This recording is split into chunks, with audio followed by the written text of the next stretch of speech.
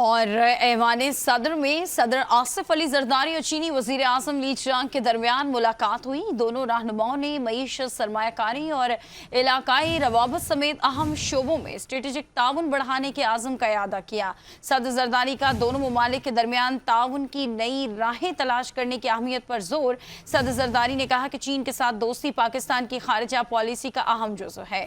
चीनी कंपनियों को स्टॉक मार्केट में सरमायाकारी से फायदा उठाना चाहिए। सी पैक गवादर पोर्ट की मदद से चीनी इक्तिसादी तरक्की से इस्तेफादे का वक्त आ गया है। दहशत गर्दाना हमले में चीनी शहरियों की हलाकत पर दिली ताज़ियत का इजहार करते हुए कहा कि दुश्मन अपनी मज़मूम कोशिशों में कामयाब नहीं होने देंगे। इस मौके पर चीनी वज़ीर आज़म ने कहा कि पाकिस्तान और चीन अच्छे भाई, पड़ोसी, शराकतदार और दोस्त हैं। चीनी सदर शी जिनपिंग की क़यादत में पाक चीन स्ट्रेटेजिक ताउन मज़ीद गहरा होगा। पाक चीन ताल्लुकात के फ़रोग़ में सदर आसिफ अली जरदारी की खिदमात के मुअत्तरफ़ हैं।